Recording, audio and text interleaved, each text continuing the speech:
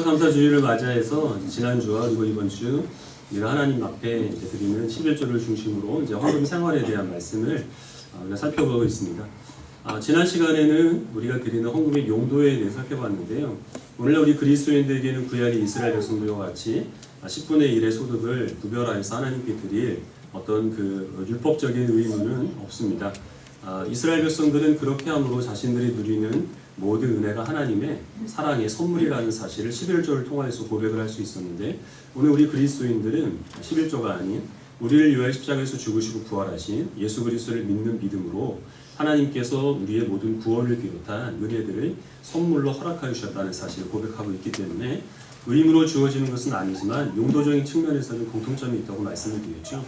성도들의 소득을 균등하게 하고 또한 하나님의 나라를 확장하는 사업에 이제 쓰이는 일에 여러분들이 드리는 헌금이 이제 귀하게 사용되기 때문에 어떻게 드리든 또 어떤 비율로 그리고 어떤 양으로 드리든 그것은 크게 중요한 것이 아니고, 중요한 것은 미리 정해서 즐거운 마음으로 자원하는 마음으로 드리는 것이 중요하다라는 말씀을 드렸습니다. 오늘 우리가 살펴볼 부분은 우리가 하나님 앞에 11조를 비롯한 헌금을 드림으로 우리가 누리게 되는 유익이 무엇이냐 하는 것입니다. 우리가 속한 교단은 대한예수교 장로교의 합신 교단인데요.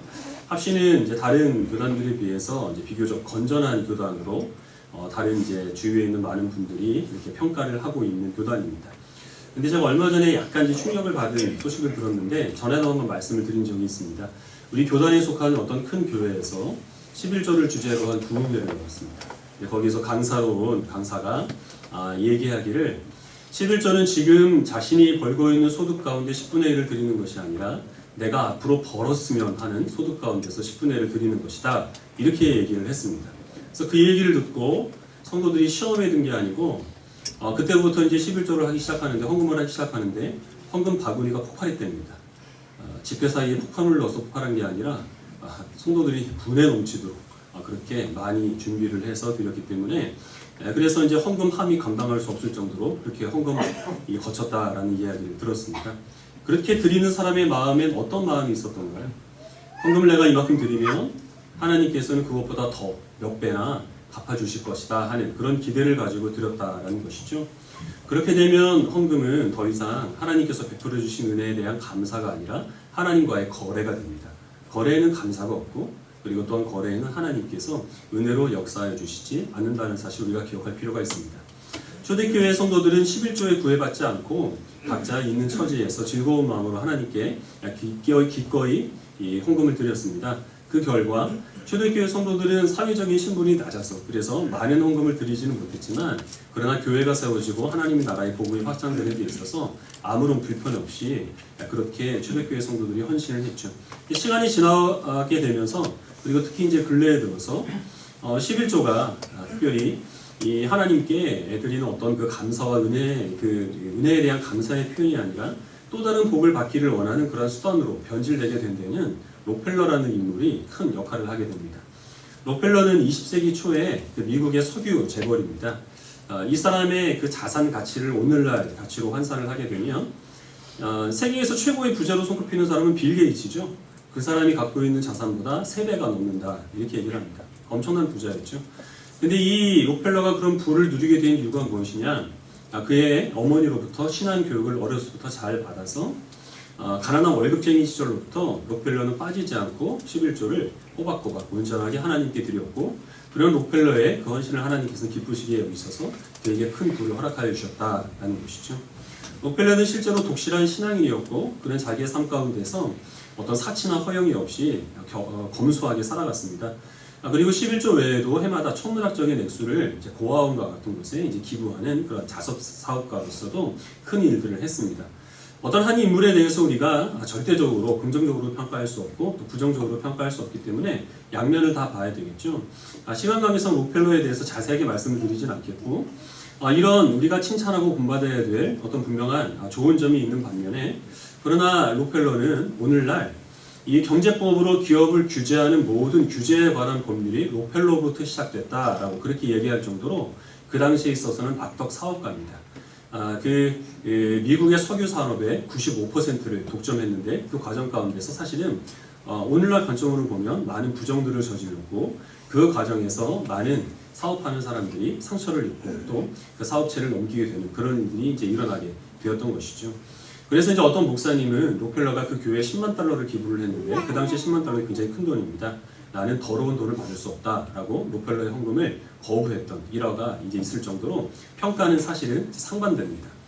한마디로 말씀을 드리면 록펠러라는 인물은 돈을 개같이 벌어서 정승같이 쓴 사람입니다. 그러면 과연 록펠러가 그렇게 벌어들인 많은 부가 그의 헌신을 보고 하나님께서 그에게 보여주신 복이냐?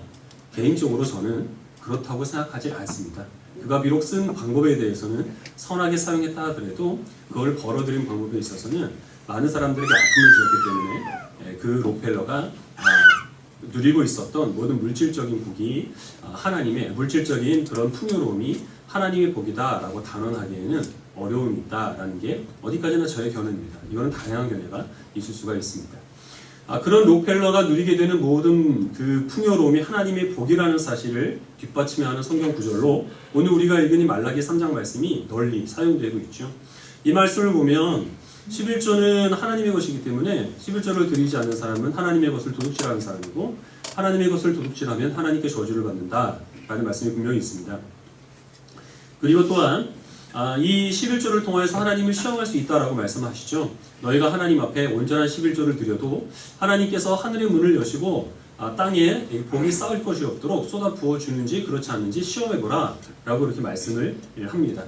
그래서 이 말씀에 따라 하나님께서 우리가 드리는 그 11조의 양을 보시고 우리의 모든 그 어떤 현실적인 어려움들, 경제적인 필요들을 충만하게 채워주시는가, 그리고 하나님의 것을 11조를 내지 않으면 도둑질하는 것인가 하는 부분에 대해서 문자 그대로 받아들일 것인지 아니면 우리가 조금 다르게 생각할 것인지를 선택을 해야 되는데, 과연 11조를 내지 않는 것은 하나님의 것을 도둑질하는 것이고, 그러면 10의 1을 구별하여서 하나님께 드리면 그러면 우리가 하나님의 것을 하나님께 돌려드리는 것이기 때문에 나머지 10분의 9는 우리 마음대로 써도 되느냐?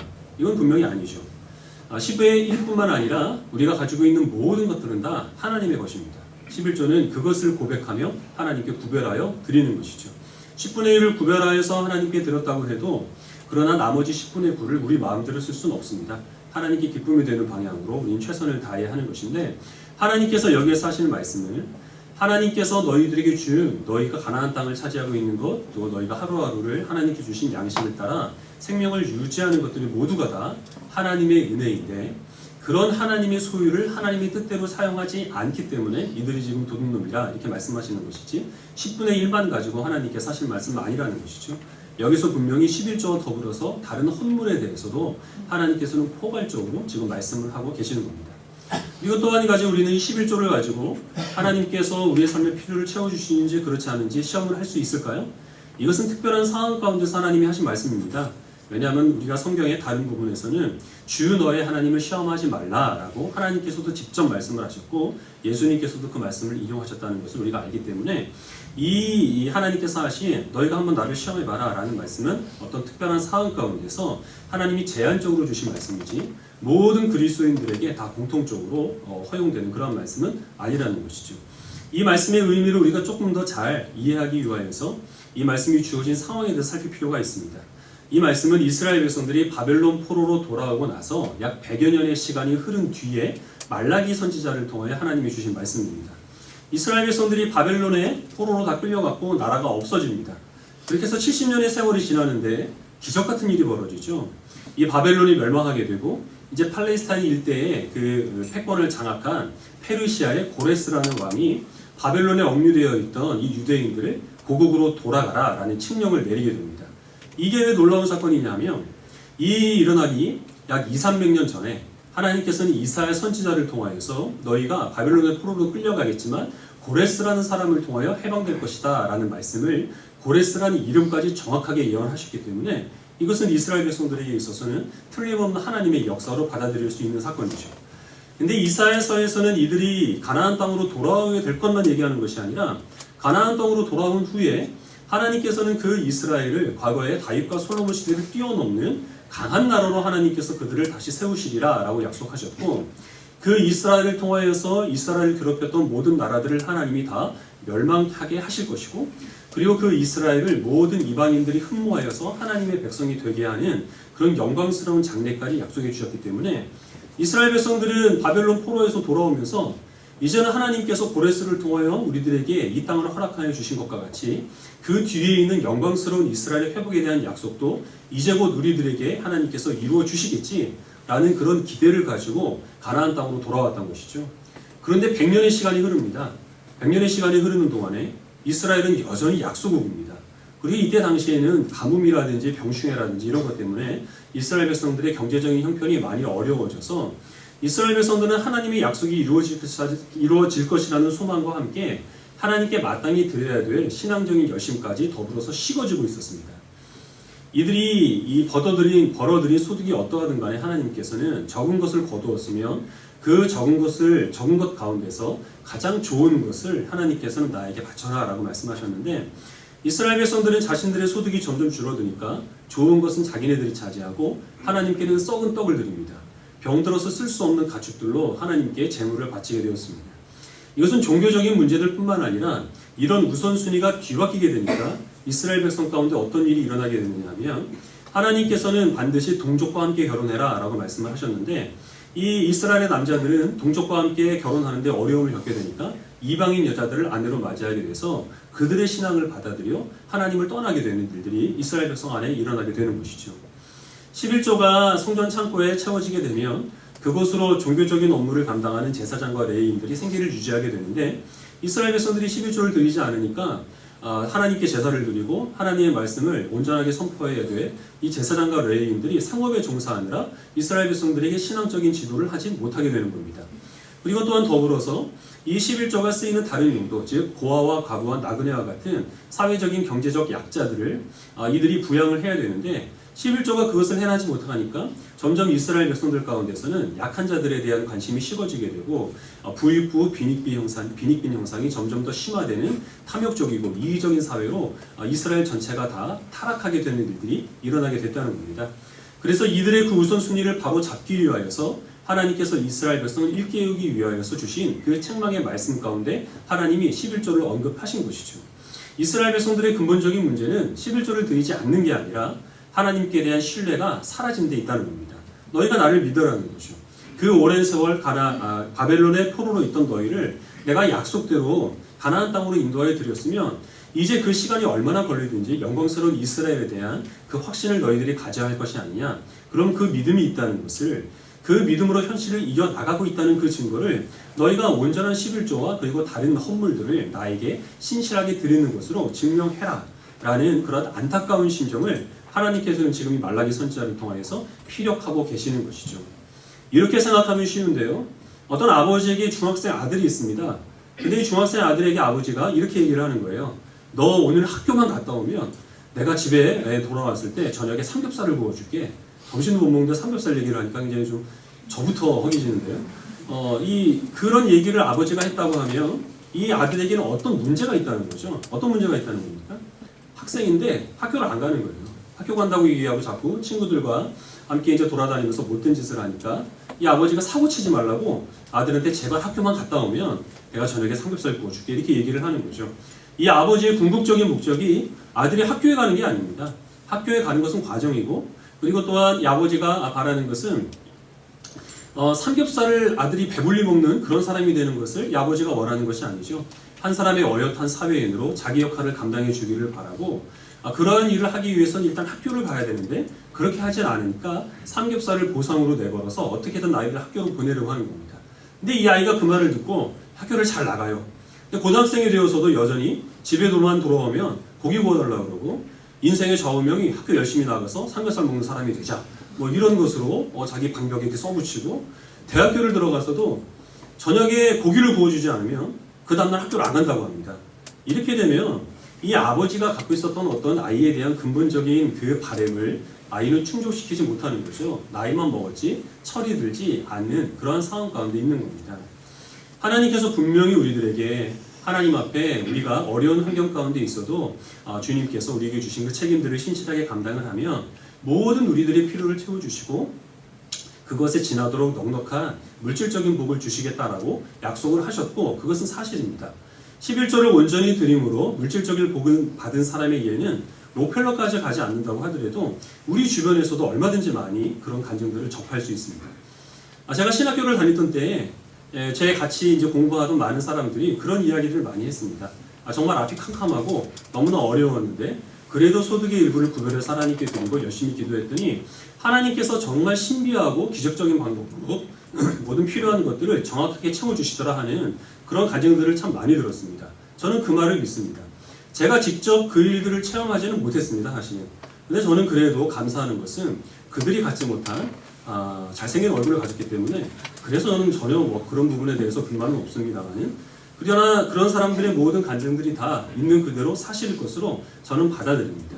그러나 우리가 한 가지 기억해야 될 것이 무엇이냐면 하나님 앞에 헌물을 드리는 그런 목적이 하나님께서 내가 이것을 드리면 더 많은 것으로 갚아주시겠지 하는 것이 되어서는 분명히 안 된다는 것이고, 그리고 많은 사람들이 그렇게 근거하는 것처럼 어려운 상황 가운데서도 하나님 앞에 이렇게 드렸더니 꼭 필요할 때 하나님이 정확하게 채워주시더라 라는 것이 꼭 우리 모든 성도들의 삶 가운데서 있는 그대로 적용되는 것은 아니라는 겁니다. 하나님이 모든 필요를 채워주시지만 그 모든 필요 가운데는 물질적인 필요와 함께 영적인 필요, 육적인 필요, 그 밖에 모든 것들이 다 포함되는 것이고, 그것을 하나님께서 우리들에게 허락하여 주시는 때는 우리가 정하는 것이 아니라 하나님이 정하시는 것이기 때문에 실제로 우리는 그런 하나님의 응답이 주어지기까지는 많은 시간을 어려운 가운데서 인내하며 지내야 할 필요가 있다고 하는 것이죠.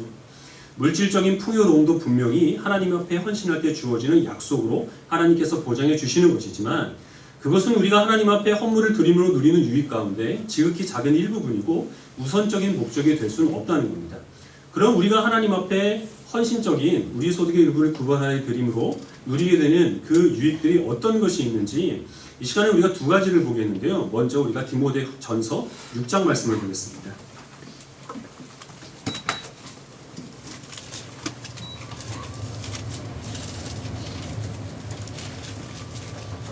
디모데전서 6장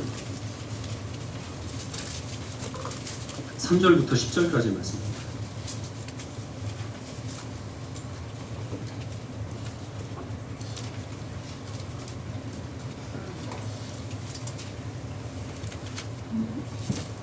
(3절을) 제가 먼저 읽고 10절까지 교독하도록 하겠습니다. 누구든지 다른 교훈을 하며 바른 말 곧 우리 주 예수 그리스도의 말씀과 경건에 관한 교훈을 따르지 아니하며 그는 그만하여 아무것도 알지 못하고 변론과 분쟁을 좋아하는 자니 그로서 투기와 분쟁과 비방과 한심성이니라. 마음이 부패하여지고 진리를 잃어버려 경건을 이익의 방도로 생각하는 자들의 다툼이 일어나느니라. 그러나 자족하는 마음이 있으면 경건은 큰 이익이 됩니다. 우리가 세상에 아무것도 가지고 온 것이 없음에 또한 아무것도 가지고 가지 못하리니 부하려 하는 자들은 시험과 올무와 여러 가지 어리석고 해로운 육신에 떨어지나니 곧 사람으로 파멸과 멸망에 빠지게 하는 것이라. 돈을 사랑함이 일만 악의 뿌리가 되나니 이것을 탐내는 자들은 미혹을 받아 믿음에서 떠나 많은 근심으로써 자기를 찔렀도다. 3절에 있는 우리 주 예수 그리스도의 말씀과 경건에 관한 교훈을 따르지 아니하며 이라는 이 말씀은 예수님을 통하여서 하나님께서 우리에게 주신 교훈의 말씀이 있습니다. 그거는 우리의 구원은 전적인 하나님의 은혜라는 것이죠. 그러나 이때 당시에 교회 안에는 구원에 있어서 인간의 공로를 주장하는 사람들이 있었습니다. 할례를 받고 안식일을 지키는 그런 것들을 주장하는 사람들이 있었는데 그런 교훈을 따르지 말라는 것이죠. 이러한 공로주의는 오늘날에도 가톨릭에서 그리고 또 다양한 이름을 가지고 교회 안에 또 만연해 있는 것이 사실입니다. 그리고 또 여기서 말하고 있는 그리스도의 교훈을 따르지 않는 공로주의는 물질적인 어떤 그 부요함을 누리면 하나님께서 그를 더 많이 사랑하여 주신다는 기복신앙이 여기에 포함되는 것이고, 다른 사람이 갖지 못한 특별한 은사를 가진 사람은 하나님께서 그를 특별히 더 어여삐 여기신다는 그런 은사주의도 여기에 포함되어 있고, 이런 모든 것들은 다 오늘날 교회 안에도 만연해 있는 그런 거짓된 교훈에 포함되는 겁니다. 이런 거짓된 교훈에 휘말리게 되면 어떤 일이 일어나게 되느냐 하면 사람들은 자기가 가지고 있는 것을 자랑하거나 자기가 갖지 못하는 것을 질투하는 일들이 생겨날 수밖에 없죠. 내가 이만한 부를 누리는 건 하나님께서 당신보다 나를 더 사랑하기 때문이다. 이런 것을 자랑할 수밖에 없고, 당신은 그런 은사가 있는데 나는 이런 은사가 없으니 하나님은 나를 미워하시나 보다. 이런 질투심이 일어날 수밖에 없습니다. 그럼 교회 안에는 투기와 분쟁과 갈등과 분열이 일어날 수밖에 없다라는 것이죠.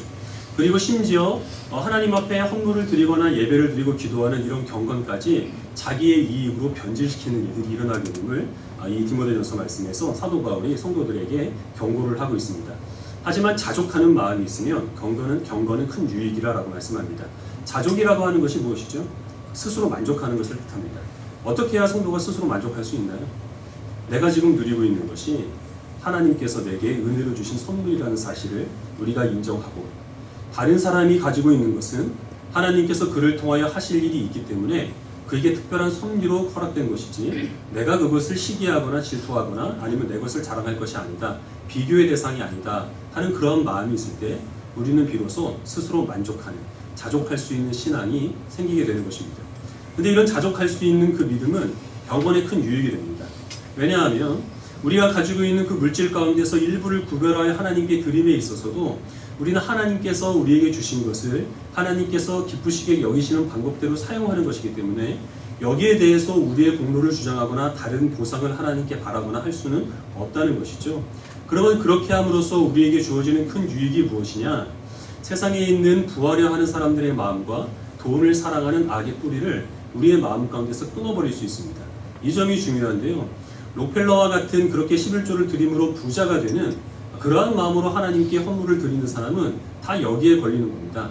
부자가 되고 싶어하고 더 많은 돈을 받고 싶어하는 이 탐욕스러운 악한 마음으로서 하나님께 드리는 것이 되기 때문에 아무리 정확하게 드리고 그리고 또 아무리 많은 액수를 드린다 하더라도 그러한 마음으로 드리는 헌물을 하나님께서 기쁘시게 받으실 이유가 없다는 것입니다.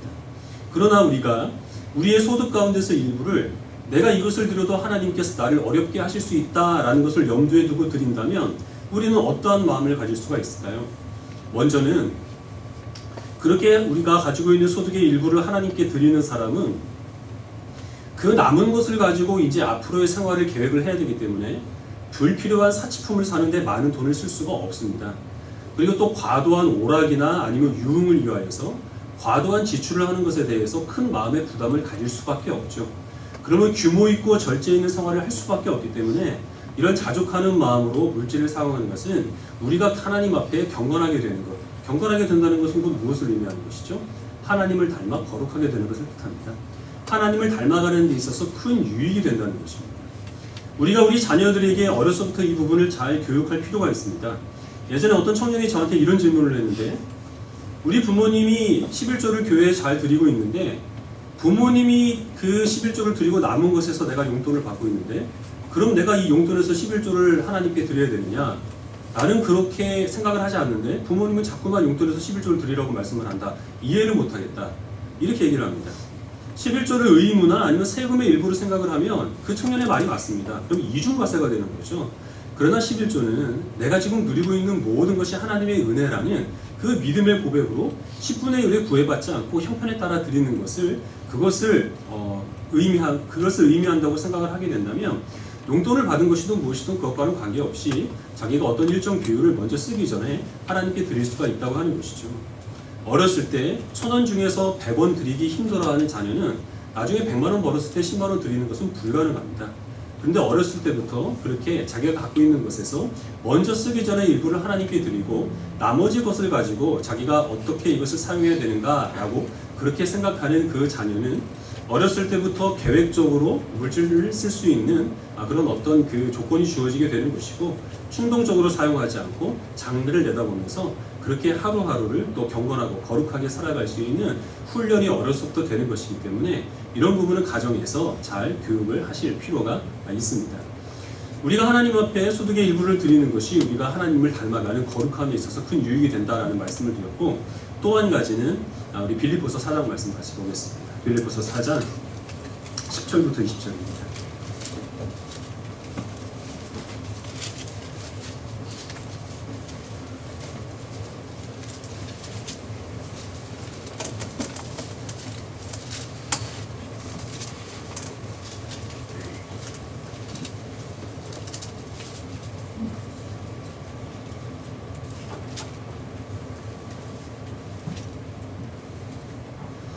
10절을 제가 먼저 읽겠습니다. 내가 주 안에서 크게 기뻐함은 너희가 나를 생각하던 것이 이제 다시 싹이 남이니 너희가 또한 이를 위하여 생각은 하였으나 기회가 없었느니라.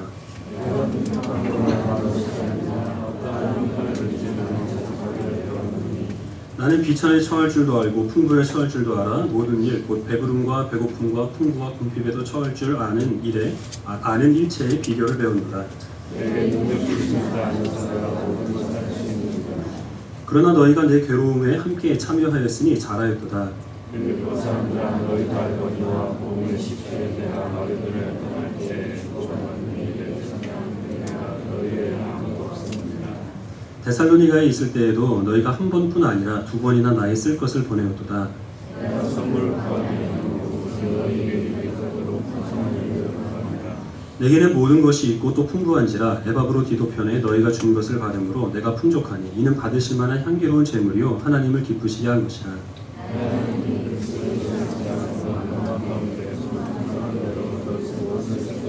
읽겠습니다. 하나님 곧 우리 아버지께 세세 무궁하도록 영광을 돌릴지어다. 아멘. 바울이 지금 감옥에 있습니다. 근데 감옥에 있을 때 빌립보 교회 교인들이 헌금을 모아서 바울에게 보냈습니다. 그리고 바울이 그 감옥에 갇히기 전에도 빌립보 교회 교인들은 여러 차례에 걸쳐서 바울의 선교 사역에 도움이 되도록 선교 헌금을 모아서 바울을 도운 적이 있기 때문에 지금 바울이 그 사실을 들어서 내가 너희 때문에 크게 기뻐한다. 지금 이렇게 얘기를 합니다. 근데 바울이 이렇게 기뻐한 이유가 내가 마침 어려운데 쓸 돈이 필요한데 너희들이 돈 보내줘서 돈 생겨서 기쁘다 하는 게 아니라 빌립보 교회 교인들이 이렇게 나를 사랑함에 있어서 성장한 성숙한 모습을 보였기 때문에 너희들의 모습으로 인하여서 내가 기뻐한다라고 바울이 지금 이야기를 하고 있습니다. 바울은 이 모든 하나님의 복음을 전하는 이 사도의 사명을 감당하면서 다양한 환경에 처했기 때문에 나는 어떤 환경 가운데서도 능히 적응할 수 있는 능력이 있다는 것이죠. 내게 능력 주시는 자 안에서 내가 모든 것을 할 수 있으니라 라는 말씀이 지금 여기서 나왔는데 그 말씀은 하나님이 나를 어떤 환경 가운데 처하게 하시든지 나는 그 환경 가운데서도 얼마든지 만족하며 자족하며 지낼 수 있다라는 것을 지금 의미합니다. 그래서 너희가 돈을 보내줘서 돈이 생겨서 좋은 게 아니라 너희가 보내준 그 돈을 통하여 하나님을 향한 너의 열심과 그리고 열매들이 표현되었기 때문에 그것을 받으실 하나님 때문에 내가 기뻐한다라고 이렇게 얘기합니다. 17절에 보면 내가 선물을 구함이 아니요 오직 너희에게 유익하도록 풍성한 열매를 구함이라 라는 말을 하는데 이 말은 나는 내가 필요한 것을 구하기 위하여서 너희들을 도구로 사용하는 것이 아니라 너희들이 풍성한 열매를 맺게 되는 것이 나의 소망이다 라는 그러한 의미입니다. 헌금은 드리게 되면 그 드린 것이 사람에게 전달이 되지만 그래서 받은 사람이 복된 것이 아니라 드리는 사람이 복되다는 것이죠. 왜냐하면 이 헌금이라고 하는 것은 모두가 다 순전한 마음으로 드렸을 때는 어느 용도로 사용이 되든지 하나님께서 받으시기 때문에 하나님께서 그 헌금을 드리는 사람을 향기로운 제물로 삼으시고 향기로운 제물이 되는 헌금 드리는 사람을 인하여서 하나님이 영광을 받으시고 기뻐하신다는 겁니다. 우리 신자의 삶 가운데 있어서 우리로 통하여서 하나님께서 영광을 받으시고 우리로 말미암아 하나님이 그 기쁨을 이기지 못하신다라는 것만큼 우리들이 어떤 열심을 내 이유로 삼고 목적으로 삼아야 될 다른 것이 있습니까? 없습니다. 이사야서에서는 하나님께서 우리를 창조하신 목적이 우리로 하여금 하나님께 영광의 찬송을 돌리게 하려 함이라 라고 말씀하고 있고 우리가 신앙 고백으로 받고 있는 소유리 문답 제일 첫 번째 문항은 사람의 존재의 목적이 하나님을 즐거워하고 하나님을 영화롭게 하고 영원토록 하나님을 즐거워하는 것이다 라고 말씀하고 있기 때문이죠. 그 외에 헌금을 드리는 다양한 유익들이 있습니다. 거룩하게 되는 것, 경건하게 되는 것, 우리가 드린 물질을 통하여서 하나님 나라가 확장이 되고 주의 몸된 교회가 든든히 서가는 그런 모든 유익들이 있고 그 가운데 하나가 여기에서 지금 사도 바울이 말씀하시는 바와 같이 하나님께서 그 풍성한 가운데서 우리의 모든 필요한 것들을 채우시는 것이 있습니다.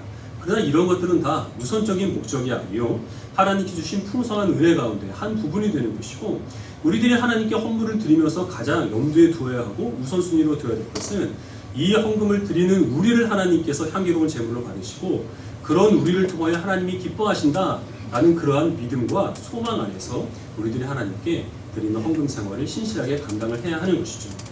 근데 현실은 어떠느냐? 우리가 거룩하게 됩니다. 우리가 드리는 헌금을 통하여서 하나님께서 영광을 받으십니다. 라고 하면 사람들은 별 반응을 보이지 않는데 하나님께서 이만큼 드렸더니 60배로 뻥튀기 하셔서 이렇게 갚아주시더라 하는 그런 신뢰를 들면 사람들은 거기에 감동받는 것이 우리들의 현실이죠. 그럼 우리가 그만큼 세상을 살아가면서 돈을 사랑하고 부자가 되어야 하는 이 일만하게 뿌리가 우리 마음 가운데 자리 잡고 있는 것은 아닌지 우리는 스스로를 돌아봐야 할 줄 압니다. 11조는 말씀드린 것처럼 분명하게 그렇게 딱 정해서 강요할 수 있는 부분이 전혀 아닙니다. 각자 마음에 정한 대로, 그리고 또 믿음이 허용하는 대로, 형편이 허용한 대로 하는 것입니다. 그러나 소득을 균등하게 하고 실질적으로 하나님께서 교회를 세우고 또한 가난한 사람들을 돕는데 도움이 되는 그러한 한 가지 중요한 기준으로 10분의 1은 그렇게 자신에게 있어서 기준으로 삼을 수 있는 중요한 표준은 됩니다. 그러나 형편에 따라서 이 10분의 1은커녕 100분의 1도 하나님께 드리기에 버거운 사람들이 분명히 계실 겁니다. 제가 신학교를 다닐 때 벌어들이는 소득이 기초적인 생계도 유지할 정도가 되지 않았기 때문에 사실 11조를 드리는 게 너무 힘들었습니다. 근데 교역자가 11조를 안 드리면 어떻게 하겠어요? 그래서 어쨌든 어렵게 드렸고, 사실 대출을 받아서 드린 적도 굉장히 많이 있었습니다. 하나님께서는 그때 당장 저에게 그런 부분에 있어서 어떤 그 필요들을 채워주진 않으셨는데, 지금 와서 돌아보면 긴 세월을 거쳐서라도 하나님께서는 그렇게 어려움 중에 드린 저의 헌신을 하나님이 기쁘시게 받으시고 또 필요한 모든 것들을 다 채워주셨습니다. 여러분들 중에서도 하나님께 많이 드리고 싶지만 형편이 여의치 않아서 그러지 못한 분들도 분명히 계실 줄 알고, 그런 분들의 심정을 제가 어느 정도는 또 이해를 합니다. 사람인 저도 이해를 하는데 하나님께서 그 마음 이해하지 못하실 리가 없을 줄로 압니다. 그런 마음이 있다 하더라도 여러분 크게 죄책감이나 또 부담을 가지지는 마시고, 나중에 한다 하더라도 그러나 하나님 앞에 우리가 예배를 드리고 시간과 물질이 아니더라도 또 은사와 그리고 또한 우리의 건강을 드리는 그 일에 헌신하시면 하나님께서 그런 여러분들의 헌신을 보시고 하나님의 일들을 또한 충만하게 이루어 가실 줄로 믿습니다.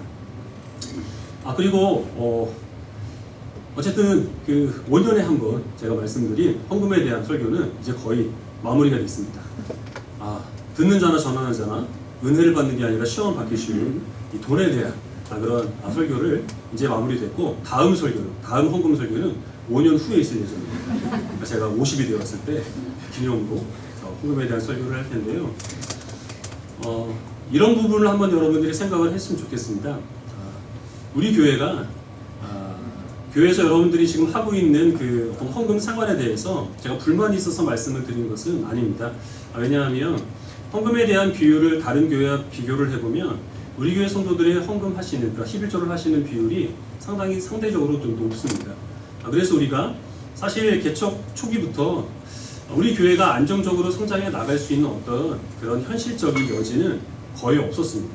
입지가 좋은 것도 아니고 어떤 큰 교회 후원을 받는 것도 아니고, 우리가 조금 다른 교회보다 유리한 거라고는 제가 조금 개척게 생긴 거, 그거 말고는 이제 아무것도 없는 그런 상황 속에서 우리가 지금까지 어떤 어려움 없이 매년 이렇게 성장해오고 지금 안정적으로 자리를 잡은 그 이유는 여러분들께서 힘에 지나도록 여러분들에게 하나님이 주신 그 책임과 의무를 성실하게 잘 감당을 했기 때문에, 그래서 우리가 이런 안정적인 가운데서 신앙생활을 할 수가 있는 것이죠. 여러분들이 나중에 하나님 앞에 서게 됐을 때 하나님께서 이렇게 물으실 수 있습니다. 너 세상을 사는 동안에 나를 위해서 한 일이 무엇인가?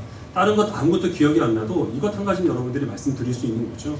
큰 교회, 안전한 교회 다니지 않고 언제 없어져도 이상하지 않을 작은 교회를 섬겨서 그 교회가 나의 헌신으로 든든하게 섰습니다 하는 것들은 여러분들이 얼마든지 자랑스럽게 하나님 앞에 말씀을 드릴 수 있는 그런 부분입니다. 우리 교회가 개척 초기부터 어려운 상황 가운데서도 재정의 일부를 구별하여서 가난한 사람들과 선교사님들을 위해 돕는 데 사용했기 때문에 하나님께서는 그런 우리 교회의 헌신을 보시고 우리 교회의 헌신을 통하셔서 우리들에게 지금과 같은 그 은혜를 허락하여 주셨다면, 여러분들이 힘들고 어려운 환경 가운데 있다 하더라도 그러나 가장 귀한 것을 구별하여서 하나님께 드린다면 우리 교회에 쏟아 부어주신 그런 은혜보다 더 귀하고 아름다운 것으로 여러분들의 모든 육적인, 영적인, 물질적인 필요들을 하나님께서 채워주실 것이라고 의심치 않습니다. 아니죠? 맞나요? 의심치 않습니다. 맞다고 하시고 확신합니다. 그러한 믿음을 가지시고 여러분들이 하나님 일에 귀하게 쓰임을 받고 우리 각자가 거룩한 예수 그리스도를 닮아가는 것을 소망 삼아서 지금 하셨던 대로, 그리고 지금보다 조금 더 큰 열심으로 하나님 앞에 헌신할 수 있는 주님이 기뻐하시는 귀한 성도들이 되시기를 소원합니다.